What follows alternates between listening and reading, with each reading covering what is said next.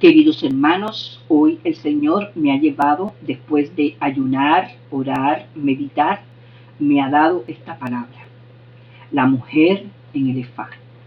Señor, te damos gracias y oramos pidiéndote que seas tú quien ministre este mensaje y palabra que tú deseas dar y enviar a tu pueblo hoy, Señor. Que tu divina luz de tu Espíritu Santo llegue a la mente, el corazón y el hígado de todos los justos y los bienaventurados. Y también, Señor, porque tu misericordia es grande, llegue también a todos los que hemos sido pecadores, sean pecadores arrepentidos y los no arrepentidos. Porque tú no vienes a buscar a justos, sino a pecadores.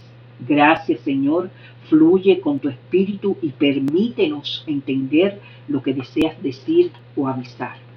He aquí tu palabra fue. En Zacarías 5:9, el rollo volante y la mujer en el efat. Escuche. El rollo volante. 5. De nuevo alcé mis ojos y miré, y he aquí un rollo que volaba, y me dijo: ¿qué ve? Y respondí: yo veo un rollo que vuela de 20 codos de largo y 10 codos de ancho. Entonces me dijo: esta es la maldición que sale sobre la faz de toda la tierra, porque todo aquel que hurta, como está en un lado del rollo, será destruido, y todo aquel que jura falsamente, como está del otro lado del rollo, será destruido. Yo la he hecho salir, dice Jehová de los ejércitos, y vendrá a la casa del ladrón y a la casa del que jura falsamente en mi nombre, y permanecerá en medio de su casa y la consumirá con sus maderas y sus piedras. Hermanos, ya pronto viene el Mesías, y aún la iglesia y los moradores de la tierra en su mayoría no están preparados para este evento grandioso. El reloj, hermanos, se detiene y aún no captan el mensaje divino.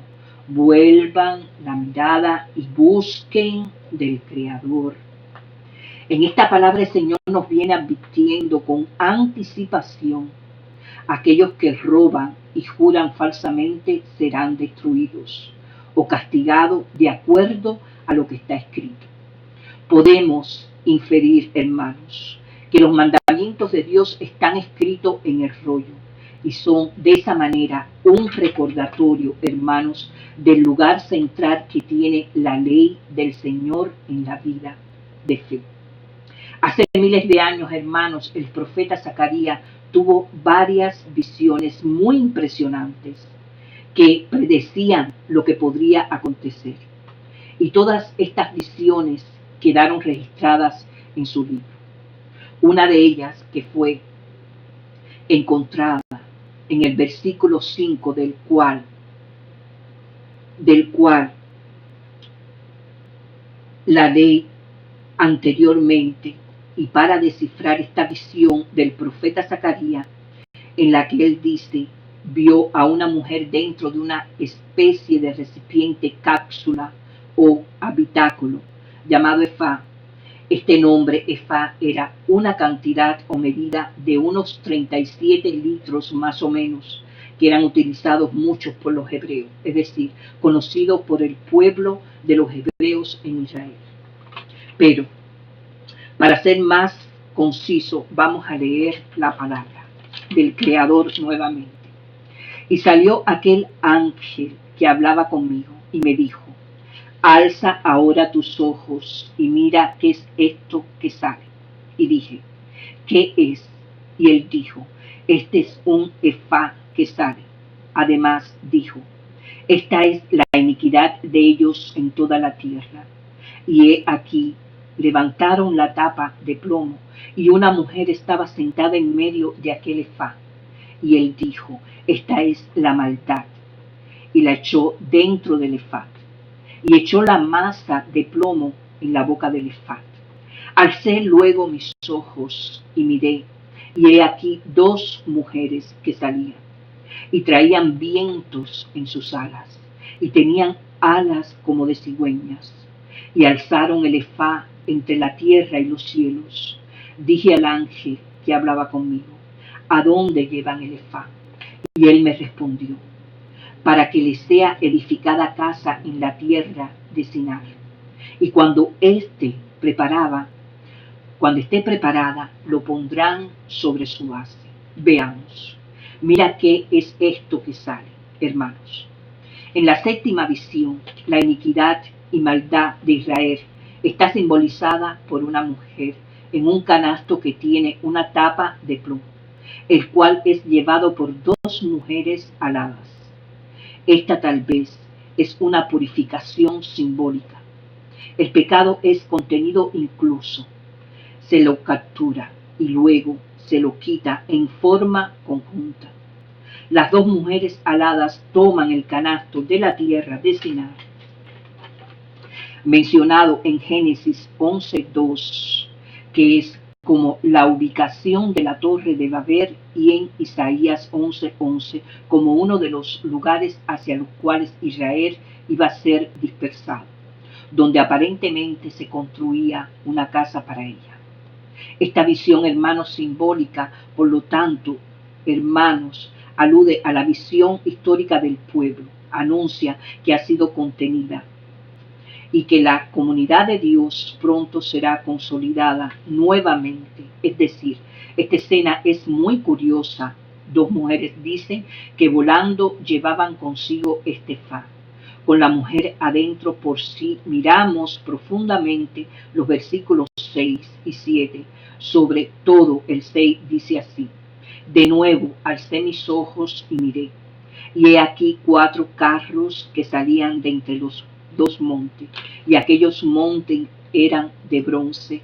En el primer carro había caballos alazanos, en el segundo carro caballos negros, en el tercer carro caballos blancos, y en el cuarto carro caballos óberos, rucios, rodados. Respondí entonces y dije al ángel que hablaba conmigo: Señor mío, ¿qué es esto? Y el ángel me respondió y me dijo: estos son los 4 vientos de los cielos, que salen después de presentarse delante del Señor de toda la tierra. El carro con los caballos negros salían hacia la tierra del norte, y los blancos salieron tras ellos, y los overos salieron hacia la tierra del sur, y los alazanes salieron y se afanaron por ir a recorrer la tierra, y dijo: id, recorred la tierra. Y reconocieron la tierra. Luego me llamó y me habló diciendo: mira, los que salieron hacia la tierra del norte hicieron reposar mi espíritu en la tierra. He aquí 4 carros, hermanos. La 8ª y última visión de Zacarías tiene reminiscencias de la primera. Incluye caballos en esta oportunidad por carros que patrullan la tierra. Sin embargo, en contraste con la restauración prefigurada en la próxima visión, Dios ahora ha establecido armonía en toda la tierra. La última frase del versículo 6 dice: eso es el ojo de ellos en toda la tierra. ¿Qué quiere decir? Aquí habla de sus ojos que salen, observan sobre toda la tierra y sus moradores. Es bien sabido, hermanos, que en la vida y morar de cada uno de nosotros tenemos el ojo que nos observa, cómo actuamos, cómo somos, cómo actuamos, cómo somos, cuáles son nuestros pensamientos y qué es lo que verdaderamente fluye de nuestro corazón. En aquella época, hermana, está escrito que uno de los grandes pecados a los que estuvo expuesto el pueblo de Israel cuando regresaron de la cautividad del rey de Babilonia era que en su mayoría cada uno se le despertó un amor insaciable por el dinero, una codicia por posesiones de cosas materiales, objetos, oro, etc. Y eso causó el cautiverio. En la Torá, el profeta Nehemías tuvo que en muchas ocasiones hablarle al pueblo sobre esta arraigada idolatría y que podría traerles consecuencias. Y en aquellos tiempos existían también los prestamistas de dinero y muchas veces tenían una tasa de interés exorbitante. ¿Qué quería decir? Que en aquel entonces, quiere decir un gancho, y aun sabiendo las leyes de la Torá y los 10 mandamientos de Jehová, que Jehová les hizo saber en aquel tiempo al pueblo hebreo, mediante Moisés, muchas veces estos mismos judíos o hebreos hacían estos préstamos a sus mismos hermanos de sangre, aun sabiendo que la Torá les prohibía la práctica de la usura, que como objetivo tenía su significado una conducta de desobediencia pecaminosa ante su Creador. Y por eso, en aquel entonces, el profeta Nehemías hizo todo lo posible porque el pueblo de Israel abandonara estas costumbres que habían adquirido durante el tiempo de su esclavitud en Babilonia. Se podría mencionar que vinieron con la cabeza cambiada de la cautividad. En el libro del profeta Malaquías nos habla cronológicamente de que se presenta una asamblea del pueblo de Israel, una vez ya reconstruido el templo, y en estas escrituras nuestro Creador formuló varias preguntas. ¿El hombre probará a Elohim? Y esto tuvo las respuestas del Todopoderoso. Y fue pues, ustedes me han robado. Y cuando vamos a esta era actual, es lo que está sucediendo en la mayoría de las iglesias. Ya no hay ni existe la compasión, sino la prédica de la prosperidad y riqueza. Ya no es servir al pueblo, a los pobres, los desfavorecidos, los huérfanos, sino pedir en el santo nombre del Creador, pedir primicias, ofrendas, que en la mayoría de las veces el porcentaje mayor va para los bolsillos de aquellos que la representan y se han apropiado, se han burlado y muchas veces se han enaltecido y han blasfemiado el nombre del santo y eterno Creador. Y esto se puede decir que acontece en todas las naciones, no específicamente en algunas, sino en la mayoría. Es decir, la avaricia, el amor al dinero, al poder, el oro, el que en numerosas ocasiones desvió la atención es la que en numerosas ocasiones ha desviado la atención del pueblo hacia las cosas materiales, en vez de alzar sus 5 sentidos hacia las alturas espirituales que Dios prometió y anhelaba para ellos, lo que ocasionó por consiguiente que estas actitudes sean pasadas o presentes, generalizadas, que llegó incluso a enriquecerse muchas personas de la iglesia a costa del pueblo y en aquel entonces de sus propios hermanos, algo que ofendía y ofende al Creador también en la actualidad. Esto fue uno de los mayores deseos del profeta Nehemías en aquel entonces. Él trató de combatir estos instintos carnales y pecaminosos y les advertía de sus consecuencias al desobedecer. La Biblia escrita desde hace tantos siglos, pero que todavía se mantiene viva como los primeros días en que se escribió, hoy trae a esta nueva era la siguiente reflexión. Dice nuestro eterno Creador y Altísimo Señor, que la codicia es Abodat Zara. Abodat Zara es idolatría, puesto que con estas acciones sustituye el lugar que debería tener el Eterno en cada una de nuestras vidas. Cuando amamos un objeto, incluso cuando amamos un objeto, incluso a otra persona, más que al Creador, estamos cometiendo el pecado de idolatría, hermanos. Y si lo piensas bien, cree en esta palabra. Usted ha considerado que cuando usted se sienta y ora, medita, clama, sus plegarias sus plegarias de alguna manera, ya sean encubierta o espiritualmente, usted buscando más del maná del Creador que de su divinidad, se ha hecho esa pregunta. ¿Santidad o de su rostro es lo que usted quiere? Repito, si lo piensas bien, cree en esta palabra. Usted, hermano, ha considerado que cuando usted se sienta y ora, medita, clama sus plegarias de alguna manera, ya sea encubierta o espiritualmente, usted, hermano, ha analizado si está buscando más del maná del Creador que de su divinidad, santidad o de su rostro. ¿Qué cree usted? ¿Que sus oraciones son de gratitud o no? El ser humano a veces reacciona con ignorancia y con una mente limitada.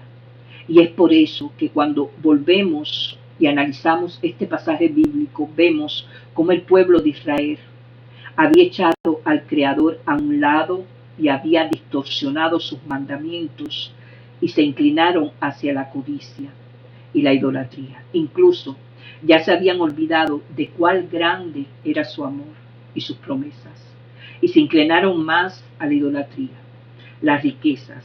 Y esto fue uno de los motivos por los que abandonaron al Creador. Y se fue llenando la ciudad de nuevos ídolos para adorar. Y por eso nuestro Señor, siempre misericordioso, pero también recto y justo, permitió el exilio en aquella época. Permitió el cautiverio en Babilonia. Y allí el pueblo, en lugar de reconocer su error, sus pecados, y arrepentirse y pedir al Creador, lo que hicieron fue perfeccionar más los ámbitos de idolatría para sus negocios y sus ansias por acumular más y más riqueza.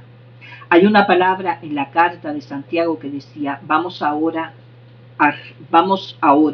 ricos, llorad y aullad por las miserias que les vendrán. Vuestras riquezas estarán podridas y vuestras ropas estarán comidas de polilla. Vuestro oro y vuestra plata están enmohecidas, y su moho testificará contra ustedes y devorará del todo vuestras carnes como fuego. Hermanos, si nos ponemos a analizar todo esto, este proceso, todo este cambio de mente en el pueblo de Israel, es lo que también pasa en esta época. Son las consecuencias que conlleva a la ira de Dios. Y aún así nuestro Señor es tan bueno y misericordioso que Él desea y quiere limpiar la prevaricación y la idolatría de su pueblo. Eso, hermano, es amor. Amor de nuestro único, eterno, divino y poderoso Dios, extirpando por completo la maldad, extirpando por completo la culpa. No solo aquellos pecadores que persisten en su maldad serán quitados un día de la tierra, sino que todo el sistema de maldad, todo ese sistema de iniquidad, de idolatría y pecado será quitado y será llevado al lugar que le corresponde, a Babilonia. Continuando con el capítulo 5, versículo 8, y dijo: Él está en la maldad y ha hecho dentro del ephá, y echó la masa de plomo en la boca del ephá. Alcé de nuevo mis ojos y miré, y he aquí dos mujeres que salían y traían vientos en sus alas, y tenían alas como de cigüeña, y echaron el ephá entre la tierra y el océano. En estos versículos decíamos, la maldad está personificada en la figura de una mujer Fue encerrada en una especie de recipiente con una tapa de plomo muy pesada, para evitar desde luego que no salga, que no se escape. El significado de maldad se utiliza para referirse a una falta de moral y era un concepto opuesto a la justicia o rectitud. En cualquiera de los acontecimientos ocurridos, dicha maldad podría ser cautiva o dominada con una fuerza superior. Y esa fuerza, ese dominio, solo proviene del eterno Creador, el Altísimo. Y estos versículos nos enseñan que todo el sistema de maldad será destruido. En esta visión también aparecieron unas nuevas figuras y eran dos mujeres. Está escrito así: que traían viento en sus alas, las cuales eran semejantes a las de una cigüeña. Esta mujer eran escogida por nuestro Creador y eran traídas por el viento a un símbolo y un instrumento también divino, que reiteradamente están en las Escrituras, que el Creador usó nuevamente como su mensajero. Y estas dos mujeres que volaban, lógicamente, con el poder y autorización del Creador, tenían alas como de cigüeña. La cigüeña es un ave capaz de volar a enormes distancias y a gran velocidad. Y muchas veces es interesante que en el término hebreo con el que aquí desciframos la cigüeña es muy parecido al referirse al amor del Creador. Cuando se menciona el viento, es una manera de recordarle al profeta que esta remoción de la iniquidad del pecado es obra exclusiva de Elohim. Y cuando continuamos con el verso 10 que dice: dije al ángel que hablaba conmigo, ¿a dónde llevan el efá? Y él me respondió: para que sea edificada casa en tierra de Sinar. Y cuando esté preparada, lo pondrán sobre su base.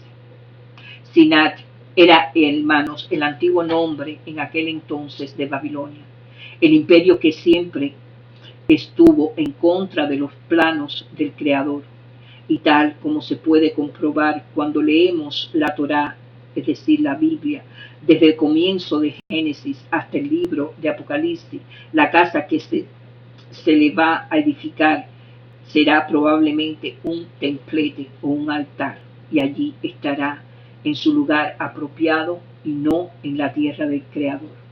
Algunos han querido ver aquí la posible ilusión a la futura prereconstrucción de la ciudad de Babilonia.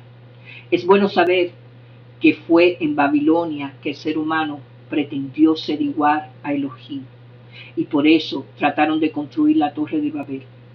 Era un país que reinaba mucho la idolatría, por lo que habría de ser la residencia adecuada de la maldad. Pero solo después que el pecado sea quitado de la tierra de Israel, esta llegará a ser finalmente una tierra santa, como dicen las Escrituras, y ciertamente esta visión está enfocada y se refiere al final de los tiempos, el día malo, que se define en Apocalipsis, capítulo 17, 18 en las Escrituras y profecías de la segunda venida del Mesías. Y como dice en el versículo, volviendo al efá, el efá era para medir al diario líquidos. Pienso que Zacarías quizás quería saber qué había dentro de ese efá, y fue lo que lo conllevó que se retirara la tapa del plomo del efá, y dentro de él estaba la iniquidad de toda la tierra. La iniquidad estaba simbolizada por esa mujer sentada en medio de aquel efá, y el nombre de esta mujer era maldad. Una vez que el profeta vio lo que había adentro de este efá, lo volvió a cubrir con la pesada tapa de plomo, y nuevamente aparecieron dos mujeres en las alas del viento, y surgieron muchas inquietudes y preguntas a partir de esta visión tan clara y abierta, con un significado amplio de interpretar. Para que les sea edificada casa en tierra de Sinar. o Babilonia, cuando esté preparada, le pondrán sobre su base. ¿Qué nos quiere decir? Que un día futuro cualquier sistema religioso será sacado. Israel, previo a la segunda venida del Mesías, la falsa religión se sienta en Babilonia, ya sea literal o simbólicamente, indicando muchas ciudades, no simplemente Roma. Esto va a pasar, esto va para todas las naciones donde no se haya cumplido con las leyes y mandamientos del Creador. En Apocalipsis esta mujer tiene un nombre escrito: Babilonia la Grande, la madre de la ramera y de las abominaciones de la tierra. Esta es una de las visiones que también aparece en Zacarías número 5. Las abominaciones sobre la tierra. Entonces, si analizamos y vemos a las dos mujeres que levantaron el peso, el efá, con la mujer adentro, estas mujeres tenían alas de cigüeña, y a pesar de la interpretación hebrea, sabemos que las cigüeñas están descifradas como aves inmundas según la Biblia, y como tal se supone que estas mujeres son agentes de maldad, son fuerzas demoníacas dedicadas a la protección del sistema religioso. Observe y analice que estas mujeres con alas fueron las que llevaron a la mujer dentro del efá a Babilonia, donde se le va a edificar una casa y donde se va a ser puesta sobre su base. Apocalipsis muestra que esta mujer simboliza que será destruida poco antes de la segunda venida del Mesías. De modo que las dos mujeres de Zacarías 5:9 no son ángeles, sino presentaciones de las fuerzas del mal. Es decir, hermanos, que el Señor está siendo claro en lo que ha de venir. Ya es tiempo de juicio. El Creador envió esta palabra y aquí está su interpretación. Gracias, porque tuve que recopilar datos de otras instituciones en estos últimos tiempos. Todos debemos permanecer unidos en oración, en ayuno, en meditación, en alabanza, decir no a la idolatría, lo que le sobre, délo al necesitado, porque cada uno de nosotros seremos juzgados según nuestros actos de bondad o viceversa, o complacencia propia, según la idolatría o el amor a Dios, según la injusticia o la justicia, según el odio o el amor. Así vendrán como ladrón en la noche el Señor, separando el trigo y separando la maldad de los justos. Gracias, Señor, por tu maravilloso amor. Gracias por esta palabra. Te amamos. Bienaventurados los rectos y justos. Dice, es tiempo de orar para salvación. Cristo viene pronto. Amén, hermanos.